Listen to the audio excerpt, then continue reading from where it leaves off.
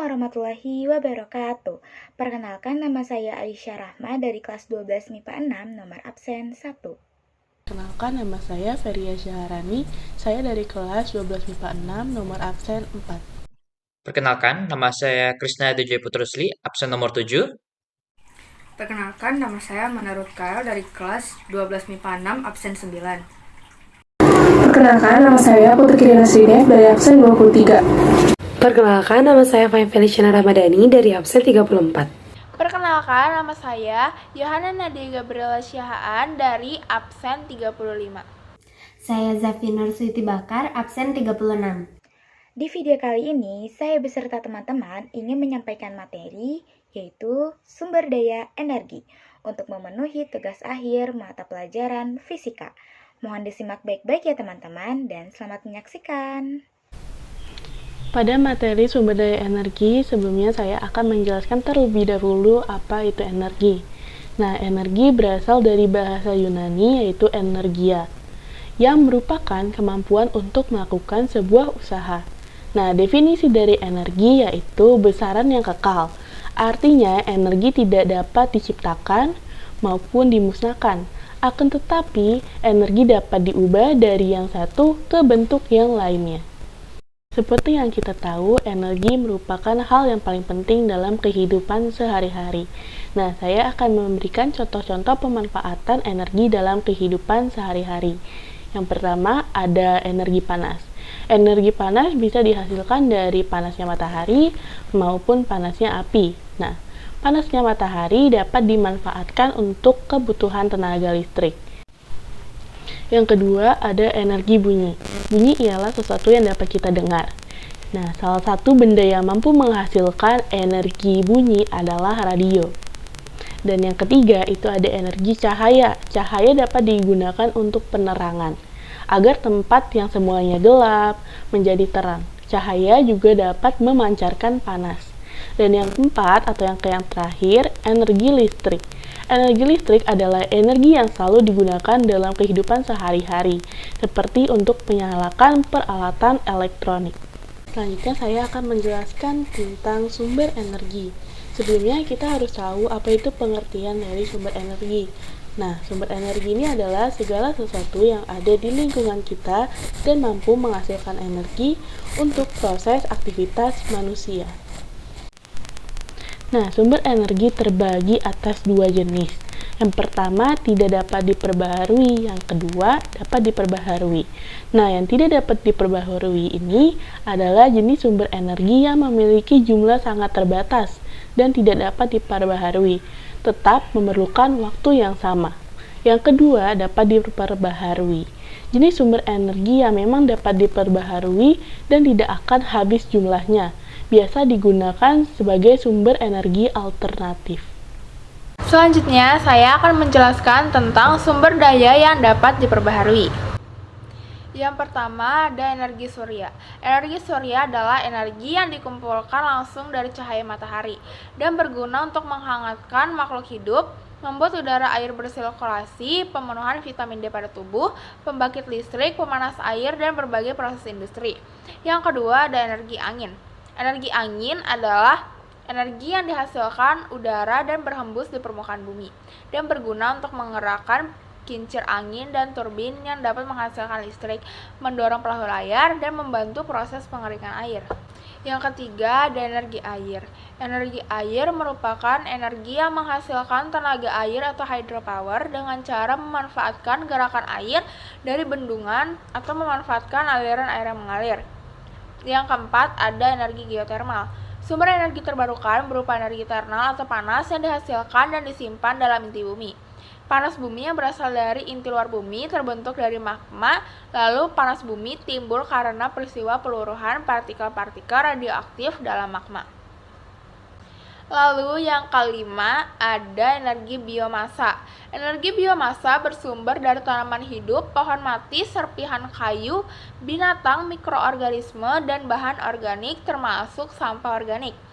Biomasa dapat menghasilkan listrik atau bahan bakar transportasi untuk memproduksi produk yang tidak akan membutuhkan penggunaan bahan fosil. Lalu yang keenam ada energi ombak. Energi ombak adalah energi yang berasal dari tekanan naik turunnya gelombang laut, dan naik turunnya gelombang laut digunakan untuk memutar generator sehingga energi ini dapat menghasilkan listrik. Lalu yang ketujuh ada energi pasang surut air laut. Energi air merupakan energi yang menghasilkan tenaga air atau hydropower dengan cara memanfaatkan gerakan air dari bendungan atau memanfaatkan aliran yang mengalir. Lalu yang kedelapan ada energi nuklir.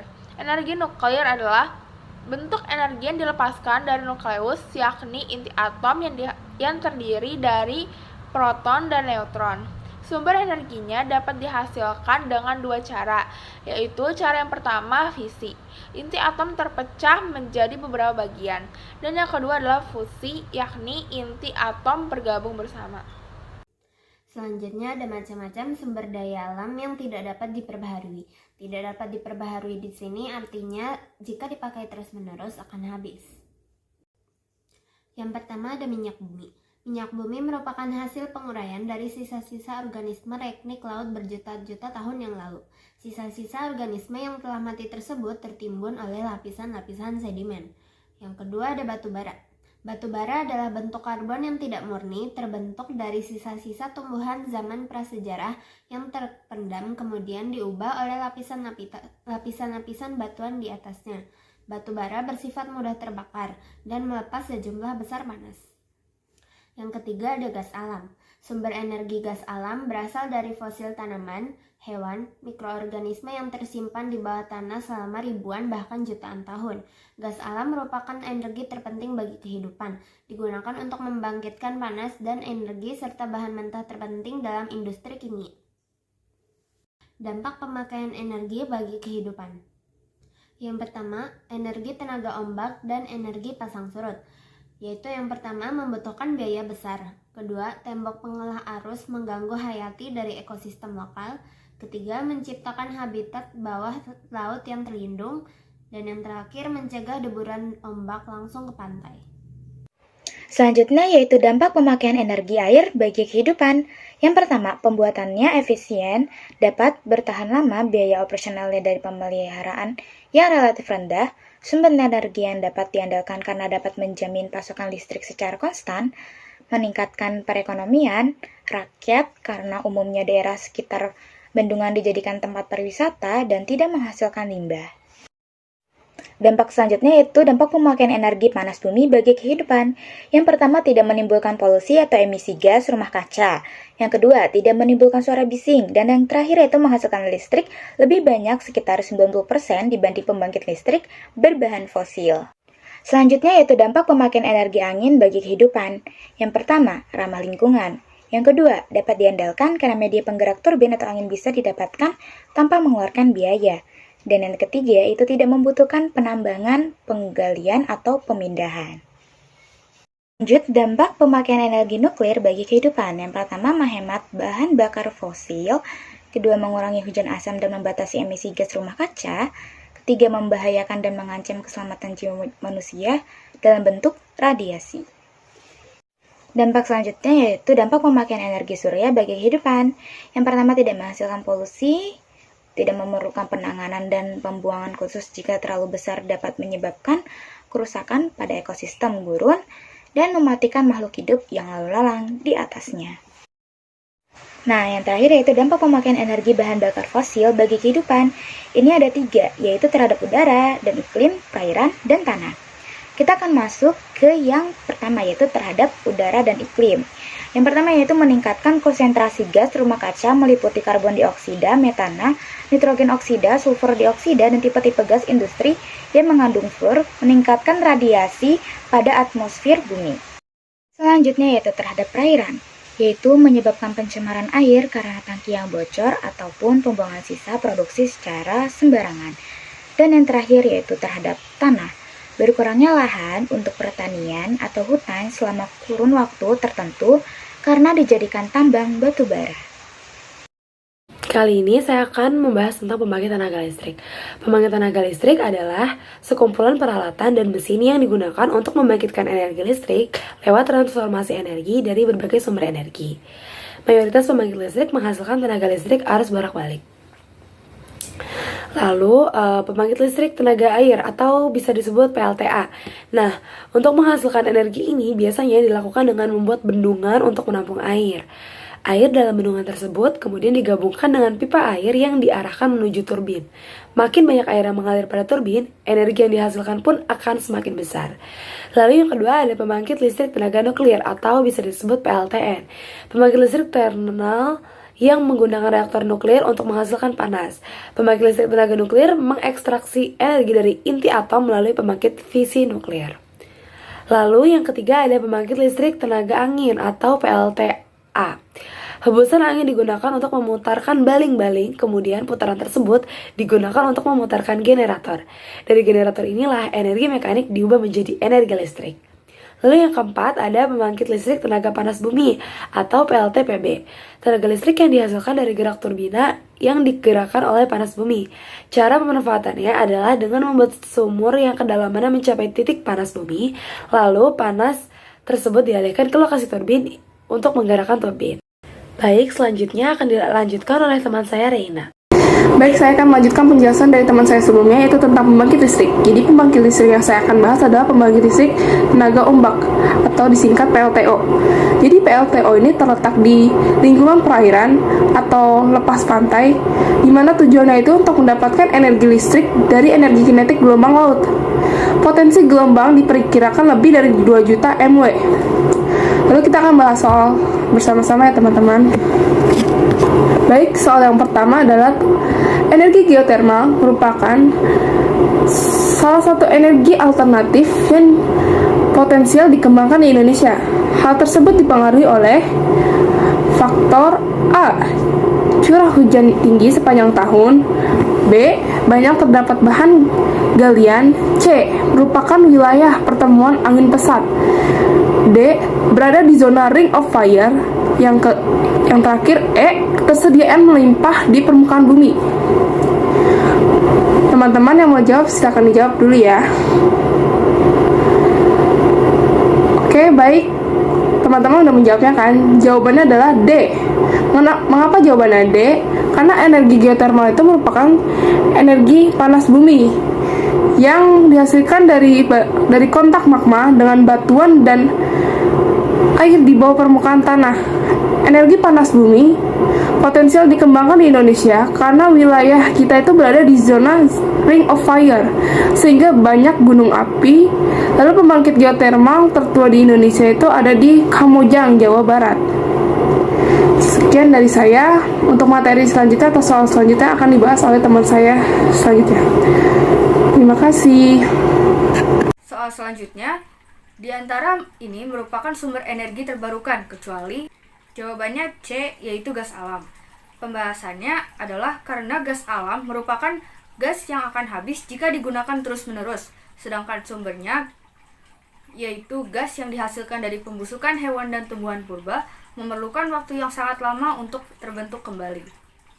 Soal yang ketiga, berikut ini ciri-ciri dari sumber energi alternatif. Yang pertama, memiliki aliran energi yang mudah diprediksi. Yang kedua, menggunakan waduk untuk menampung air. Yang ketiga, menggunakan turbin. Dan yang keempat, sumber energi ini memanfaatkan air laut. Sumber energi alternatif tersebut adalah, jawaban dari soal ini adalah B, yaitu energi pasang surut. Cara kerjanya adalah pada saat keadaan pasang, air laut akan ditampung ke dalam suatu waduk, sehingga pada saat air surut, air pada waduk dapat mengalir keluar menuju laut sambil memutar turbin, sehingga menjadikan turbin ini menjadi generator dan menghasilkan listrik. Selanjutnya soal yang keempat, panas matahari, biomasa, panas bumi, angin, dan tenaga air merupakan sumber energi yang terbaharui. Mereka semua disebut energi terbaharui karena mereka, jawabannya adalah B, yaitu dapat digantikan oleh alam dalam waktu singkat. Pembahasannya, energi terbarukan ini merupakan sumber energi yang berasal dari alam yang mampu dibuat kembali secara bebas serta mampu diperbarui terus-menerus dan tak terbatas. Untuk soal selanjutnya, soal nomor 5, bahan bakar yang paling banyak digunakan sebagai sumber energi di dunia adalah, untuk soal nomor ini jawabannya adalah B, batu bara. Jadi, dilansir dari US Department of Energy, dari 3 bahan bakar fosil utama yang digunakan oleh manusia, batu bara adalah bahan bakar fosil yang paling banyak digunakan di dunia. Dan terbukti juga dilansir dari Worldometer, jumlah cadangan batu bara di dunia adalah sekitar 1.139.471 ton. Dan dengan tingkat konsumsi yang sama akan bertahan hingga 133 tahun. Jumlah batu bara tersebut bahkan belum termasuk cadangan batu bara yang belum terbukti.